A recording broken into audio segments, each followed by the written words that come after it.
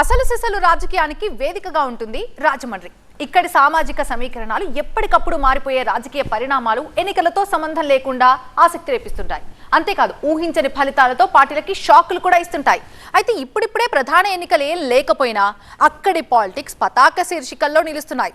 అంశం ఏదైనా సరే అగ్గి రాజుకుంటున్న పరిస్థితులు ఆసక్తి రేపుతున్నాయి. ఇంతకీ అసలు అక్కడ ఏం జరుగుతోంది? ఎందుకు అలా పొలిటికల్ నిప్పులు పొలిటికల్ సెగలు గక్కుతున్నాయి? రాజమండ్రి రగులుతోంది. ఓవైపు మతం మంటలు, మరోవైపు కులం కుంపట్లు.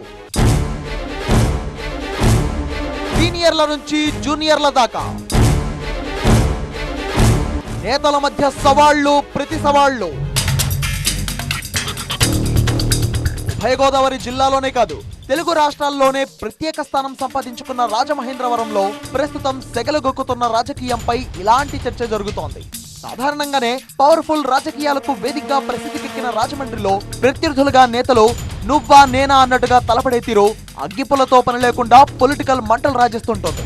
అలాంటి చోట ఒక్కోసారి ఒక్కో పార్టీ అన్నట్టుగా రాజ్యం నడిపిస్తూ ఉంటుంది. 2019 ఎన్నికల్లో వైసీపీ హవా చూపిస్తే 2024 ఎన్నికల్లో ఇక్కడ ఎన్డీఏ కూటమి గాలి వీచింది. ఇక అప్పటి నుంచి ఏదో ఒక అంశంలో పాలక ప్రతిపక్ష నేతల మధ్య అగ్గి రాజుకుంటూనే ఉంది. ఎందరో మహానుభావులు, అందరికీ వందనాలు అన్నట్టుగా రాజమండ్రి నుంచి ఎంతో మంది నాయకుల ప్రస్థానం మొదలుపెట్టారు. ఉమ్మడి ఏపీలో ఓ వెలుగు వెలిగారు. కులం, ప్రాంతం ప్రాతిపదికన ఏదైనా సరే అందరూ తమ ప్రాధాన్యతను చూపించిన వారే. అందరూ రాష్ట్ర, కేంద్ర స్థాయిలో మంత్రులుగా ప్రాతినిధ్యం వహించిన వారే.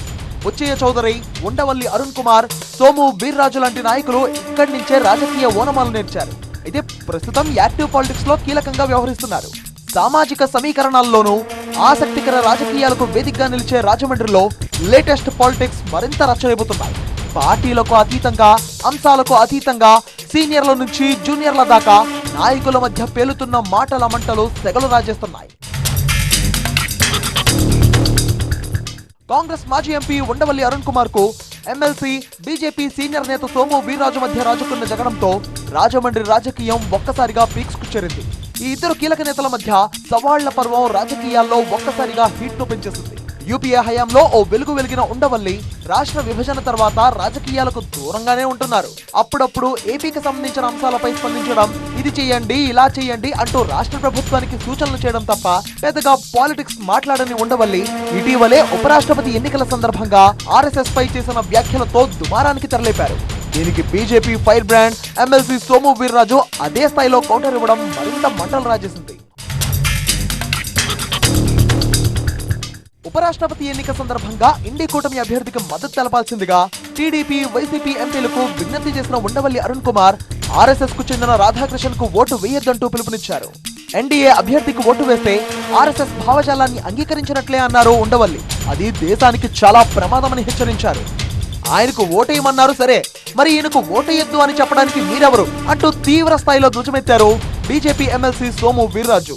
దేశభక్తుడికి ఓటు వేయొద్దన్న ఉండవల్లి సామాన్యులను చంపుతున్న నక్సలైట్లకు మద్దతిచ్చే వారికి మాత్రం ఓటు వేయాలని సెలవిచ్చారంటూ ఎద్దేవా చేశారు సోము వీర్రాజు. అంతేకాదు ఆర్ఎస్ఎస్ పై రాజమండ్రి సుబ్రహ్మణ్యం మైదానంలో చర్చకు సిద్ధమంటూ సవాల్ విసిరారు. దీనిపై స్పందించిన ఉండవల్లి చర్చకు నేను రెడీ, టైం మీరు చెప్పినా సరే, నన్ను చెప్పమన్నా సరే అంటూ వీర్రాజుకు ప్రతి సవాల్ విసిరారు. ఆర్ఎస్ఎస్ సిద్ధాంతాలను తాను ఎందుకు వ్యతిరేకిస్తానో ఈ బహిరంగ చర్చ ద్వారా ఉభయ తెలుగు రాష్ట్రాల ప్రజలకు తెలుస్తాయని చెప్పుకొచ్చారు. దీంతో ఈ ఇద్దరు సీనియర్ల సవాళ్లు, ప్రతి సవాళ్ల వ్యవహారం రాజమండ్రిలోనే కాదు రాష్ట్ర రాజకీయాల్లోనూ హాట్ టాపిక్ గా మారింది. మతం పేరిట రేగుతున్న మంటల సంగతి అటుంచితే, కులం పేరిట పాలక ప్రతిపక్షాల మధ్య చెలరేగుతున్న కుంపట్లు రాజమండ్రిని మరింత రగిలేలా చేస్తున్నాయి. కాపులు, ఎస్సీల తర్వాత ఉభయ గోదావరి జిల్లా వ్యాప్తంగా ఆ స్థాయిలో జనాధికంగా ఉన్న శెట్టి బలిజలు ఇప్పుడు రాజకీయ చర్చకు కారణమవుతున్నారు. శెట్టి బలిజ కుల ధృవీకరణ పత్రం మంజూరు విషయంలో కూటమి ప్రభుత్వం తీసుకొచ్చిన కొత్త విధానమే ఈ మంటలకు కారణమైంది. శెట్టి బలిజలకు కూటమి ప్రభుత్వం అన్యాయం చేస్తుందంటూ వైసీపీ నేతలు గళమెత్తుతున్నారు. జీవో నెంబర్ 6తో శెట్టి బలిజలకు తీరని అన్యాయం జరుగుతోందంటున్నారు మాజీ మంత్రి చెల్లుబోయిన వేణు. శెట్టి బలిజల అంశంలో మాజీ మంత్రి చెల్లుబోయిన వర్సెస్ మంత్రి వాసంశెట్టి సుభాష్ అన్నట్టుగా నడుస్తోంది వ్యవహారం. శెట్టి బలిజ పేరు తీసేస్తారని వైసీపీ నేతలు గతంలో అపోహలు సృష్టించారని, గత ప్రభుత్వం చేసిన తప్పును సరిచేస్తూ తాము కొత్త జీవో తెచ్చామని మంత్రి వాసంశెట్టి సుభాష్ చెప్తుంటే, జీవో నెంబర్ 16ను అమలు చేస్తామంటూ గతంలో సుభాష్ చెప్పిన వ్యాఖ్యలను గుర్తు చేస్తున్నారు మాజీ మంత్రి చెల్లుబోయిన వేణు. ప్రజల్లో వ్యతిరేకత రావడం వల్లే ఆ జీవో అమలును ఆపేశారని చెప్తున్నారు వేణుగోపాల్. అయితే ఖాళీగా ఉండి ఏం తోచకే ఇలా వైసీపీ నేతలు ఇలాంటి రచ్చ చేస్తున్నారని కొట్టిపారేస్తున్నారు మంత్రి వాసంశెట్టి. ఒకరు మాజీ, మరొకరు ప్రస్తుత మంత్రి. ఇలా ఇద్దరు కీలక నేతల మధ్య రాజుకున్న మంటలు ఇక్కడ రాజకీయ వేడిని మరో స్థాయికి తీసుకువెళ్ళాయి. దొమ్మేటి వెంకటరెడ్డి గారు సెట్టిపల్లిగా నామకరణం చేశారో కులం పేరు, మా కులం పేరు అది తీసేస్తా ఉన్నారని లేనిపోని అపోహలు సృష్టించి దానికి ఒక ముందడుగు వేసి కోనసీమ జిల్లా అధ్యక్షుల వారు మొత్తం సెట్టిపల్లిని ఓసీలోనే కలిపేస్తున్నారని చెప్పి ఎగతాళి చేసే పరిస్థితి. మరి దాన్ని నేను కౌంటర్ ఇచ్చిన మరుక్షణం వాళ్ళకి ఏం చెప్పాలో తెలియక అంటే ఒక మెమో రిలీజ్ చేసి వాళ్ళు చెల్లిపోయిన వేణుగోపాలకృష్ణ ప్రభుత్వంలోకి వచ్చిన తర్వాత 97లో ఈ కులంలో వచ్చినటువంటి అన్రెస్ట్కి జీవోని అమలు చేయటం మానేస్తే 3 సందర్భాల్లో మానేసిన చంద్రబాబు నాయుడు గారు ఈవేళ ప్రభుత్వం అమలు చేయడానికి కారణం ఎవరో ఈ మంత్రే కదా. ఇవి చాలవన్నట్లు రాజమండ్రిలో మెడికల్ కాలేజీ రచ్చ కూడా మంటలు రేకెత్తిస్తోంది. దేశంలో ఎక్కడా లేని విధంగా ప్రభుత్వ మెడికల్ కాలేజీలను ప్రైవేట్ వారికి అమ్ముకునేందుకు కూటమి ప్రభుత్వం కుట్ర చేస్తుందంటూ ఆందోళనకు సిద్ధమవుతున్నారు వైసీపీ యువజన విభాగం అధ్యక్షుడు జక్కంపూడి రాజా.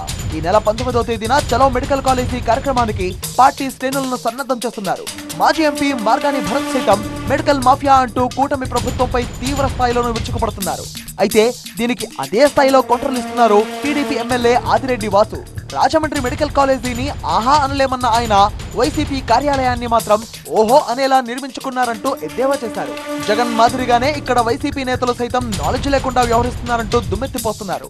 మొత్తానికి సీనియర్ల నుంచి జూనియర్ల దాకా అటు ప్రధాన పార్టీల నేతల మధ్య ముదురుతున్న మాటల యుద్ధం రాజమండ్రి రాజకీయాలని రసకండాయంలో పడేసింది. అంశాల వారీగా రాజుకుంటున్న ఈ అగ్గి చల్లారుతుందా లేక మరింత చెలరేగుతుందా అన్నదే పొలిటికల్ గా చర్చనీయాంశమవుతోంది.